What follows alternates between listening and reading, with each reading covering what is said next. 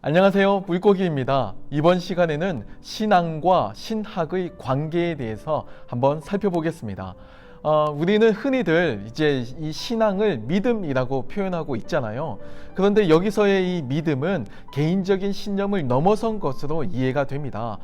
개인적인 단순히 주관적인 어떤 신념이나 믿음을 넘어서서 신적인 대상과의 어떤 모종에 주고받는 특수한 관계성을 포함하는 아주 포괄적인 개념으로 이해가 되지요.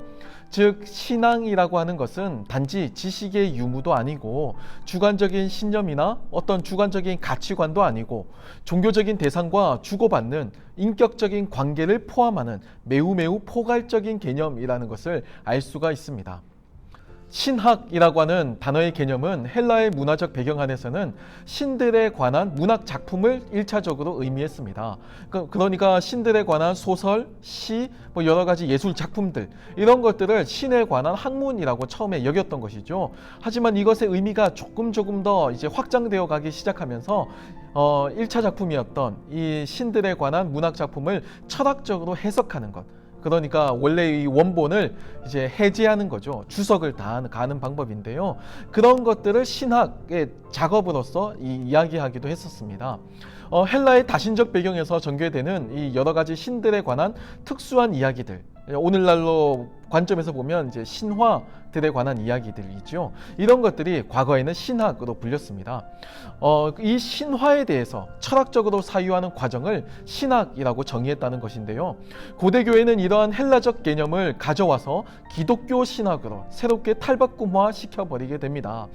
이전에는 유대교에서 이제 탈무드와 같은 교훈이나 율법에 대한 해석들, 예배에 대한 지식, 이런 것들이 신앙을 표현하는 주된 내용이었다고 한다면, 이제 헬라 문화의 영향 속에서 이제 신학이라고 하는 특수한 분야와 학문적인 방법론이 탄생하게 된 셈입니다. 처음에는 이 기독교 신학도 신론이라고 하는 다소 협소한 부분을 가리켰지만, 이제 이것도 점차 발전하게 되면서 삼위일체론이나 교의학, 유럽 지역의 교의학이나 북미의 조직신학 이런 등으로 발전하게 되죠. 그리고 17세기 이후가 되면 이제 주석이나 교회사도 신학의 하위 분야가 되게 됩니다. 그리고 점차 더 학문의 영역이 확장되어서 이제 예배학이나 설교학, 이제 목회 상담학까지 아우르는 이런 실천 신학 범주까지 포함하는 포괄적인 단어로서 발전하게 됩니다. 더 이상 이 정도가 되면 더 이상 과거처럼 신에 관한 문학 작품이나 그에 대한 해제, 주석, 설명서가 아닌 하나님에 대한 진술에 제한되지 않고 하나님과 관계하는 그 모든 종류의 경험을 이론적인 체계로 만든 것이 신학이다라고 생각하시면 더 편할 것 같습니다. 이 순간부터 이제 신학은 학문의 체계로서 분명한 기초 위에 서게 됩니다. 사실 기독교 신학의 뿌리는 변증에서부터 출발했다고 해도 과언이 아닙니다. 타 문화권에 있던 사람들, 타 종교인들, 신약 성경에는 나오지 않지만 복음을 달리 이해하는 유대교인들, 심지어 그 안에서도, 그 유대교 안에서도 바리새파가 있고 사두개파가 있고 에세네파가 있고 이런 다양한 계층의 다양한 범주의 사람들이 존재했거든요. 그들에게 이 복음을 왜곡 없이 가감 없이 전달할 필요가 있었습니다. 그런 목적에서, 즉 복음의 전달과 소개 과정에서 오해나 왜곡이 없도록 하는 과정에서 이 교리, 도그마라고 하는 개념이 발달했다고 보는 것인데요. 여기에 세례문답이나 신앙고백, 그리고 예배의 형식이나 순서 등을 통해서 교리는 점차 더 풍성해지고 발전하기 시작합니다. 물론 이견도 있습니다. 이제 하르낙과 같은 학자는 이제 여기서 초기 기독교의 이러한 헬라화의 영향을 교리의 기원으로 보기도 했죠. 원래 기독교는 이런 헬라화의 과정을 거치지 않았다면 이렇게 교리적인 복잡한 체계를 띠지 않았을 것이다 라고 하는 주장이 하르낙의 주장입니다. 여기서 잊어서는 안 되는 것이, 비록 교리가 변증의 목적을 강하게 띈 것은 사실이지만 그럼에도 여전히 교리는요, 예배에서 그리고 우리의 삶의 자리인 이 신앙 고백의 자리에서 더 풍성해졌다는 사실입니다. 이것은 교리가 단지 지식이나 논리만이 아님을 말해주고 있습니다. 이 교리라고 하는 것은 삶의 자리라고 불리는 지평에서 실존적인 의미를 강하게 띄었고요. 그리고 종교적 대상과 기도하면서 관계하는 신앙의 자리를 결코 떠난 적이 없습니다. 이러한 신앙의 자리, 이러한 경건의 자리를 떠나서 순전하게 이성과 사변적인 독단으로서 이루어지는 그런 신학은 교리로서 절대 결코 발전하지 않았다라는 뜻이기도 합니다. 사실 교리라는 것도 결국에는 하나님에 대한 우리의 경험이자 체험이잖아요. 이것을 체계화시켜서 이론적으로 정리해 놓은 것이잖아요. 그런데 그 출발점에는, 그 체험이나 경험의 출발점에는 결국 하나님이 우리에게 먼저 자신을 보여주셨다라고 하는 전제가 필요합니다. 하나님이 만약에 보여주시지 않았다면 하나님의 존재, 하나님의 행위, 하나님의 말씀 등은 우리가 인지할 수도 없고, 설사 인지할 수 있다고 하더라도 그것을 올바르게 이해하고 해석하는 것 또한 불가능해지기 때문이죠. 그런 점에서 이제 이 신학은 제3자가 객관적으로 분석하는 종교학과 구분됩니다. 단지 아는 것을 넘어서 구원을 주시는 실용적인 지식으로 여겨지게 되지요. 종교개혁자 깔뱅은 하나님의 지식과 인간의 지식이 다 있다고 여깁니다.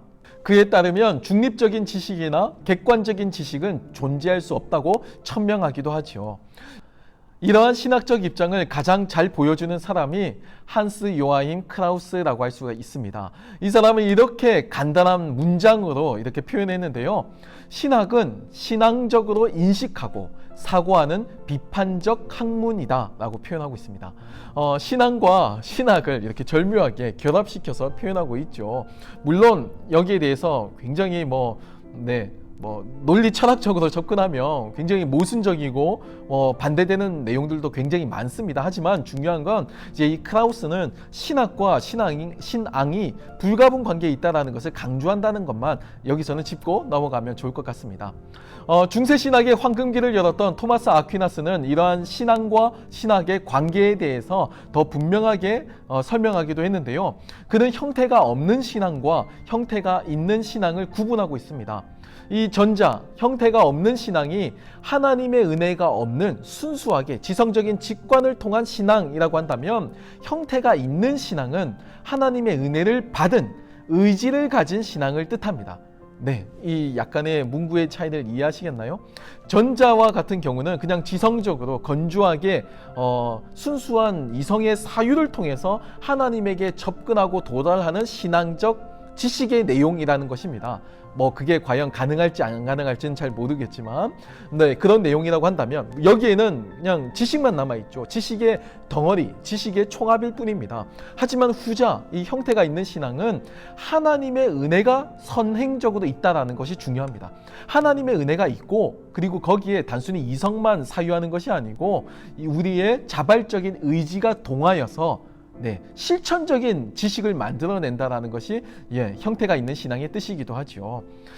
그냥 지성적으로 건조하게 이해하는 것도 비록 형태는 없지만 신앙이라고 토마스 아퀴나스는 불렀습니다.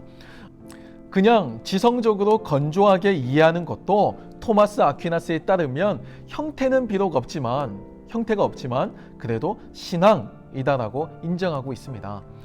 로마 가톨릭 신학의 정점에 서 있는 이 토마스 아퀴나스의 이러한 주장은 가톨릭 신학의 특유의 자연신학으로 발전하게 됩니다. 인간의 이성이 인간의 하나님의 계시와 대립되거나 모순되지 않고 상호 보완적인 관계성을 가지고 있다라고 하는 표현으로 나타나게 되죠. 이에 아퀴나스는 은총은 자연을 파괴하지 않고 완성한다라고 하는 문장으로 마무리하고 있습니다. 한편 16세기, 17세기 개신교 정통주의에서는 신앙을 3단계로 보는 관점이 유행했습니다. 첫 번째가 인식입니다. 인식. 하나님이 존재한다는 사실을 믿는 것입니다. 하나님이 존재한다는 그 사실을 내가 알고 있다는 겁니다. 그 다음 두 번째 단계가 인정입니다. 인정. 여기서부터는 조금 더 이제 자발적인 의지적인 내용이 들어가게 되죠. 내 주관이 더 나타나게 됩니다. 앞서는 객관적인 지식이었다면 이제 두 번째부터는 내 주관이 관여된 주관적인 지식으로 형성되게 되는 거예요. 하나님을 믿는 것입니다. 앞서는 하나님이 존재한다는 사실을 믿는 것이고, 두 번째는 하나님을 믿는 것입니다. 그 하나님이 나에게 조금 더 조금 더 인격적으로, 그 하나님이 나에게 인격적으로 다가오게 된 거죠. 세 번째 단계가 이제 신뢰의 단계입니다. 하나님을 신뢰하는 것입니다. 여기서는 의지가 훨씬 더 강하게 나타나게 되죠. 또는 이제 개신교 정통주의 바깥에서는 내용적 신앙과 실천적 신앙으로 단순하게 구분하는 움직임도 있었습니다. 앞서의 이 내용적 신앙이 뭐 지식의 차원이라고 한다면, 이성의 차원, 뭐 납득이나 동의의 차원이라고 한다면, 이제 뒤에 나오는 이 실천적 신앙은 행동으로까지 연결되는 지식, 다시 말하면 이제 순종의 차원이라고 할 수가 있습니다. 그러니까 순종을 야기하는 지식과 순종 없이 그냥 무미건조한 주관적인 지식, 또는 그냥 그 주관적이기도 전에 객관적으로 나타나 있는 그냥 지식의 총량, 이런 것들로 이제 개신교 정통주의는 신앙의 단계를 구분하는 전통이 있어 왔다라는 것이죠. 신앙이라고 하는 이 포괄적인 개념 안에서는 지식은 필수적입니다. 그렇죠? 올바른 지식이 없다면 우리는 올바른 신앙을 형성할 수도 없고, 올바른 지식 없이 올바르게 하나님을 이해할 수도 접근할 수도 없을 겁니다. 하지만 바른 실천이 빠져서는 안 된다라고 개신교 정통주의는 강조하고 있습니다. 올바른 실천을 야기하지 않는 지식은 참된 지식이 아니다라고까지 보았지요. 정통주의 신학에서는 바른 지식이 전제되어 있는 바른 실천까지의 영역, 딱 거기까지를 신앙으로 이해하고 있습니다.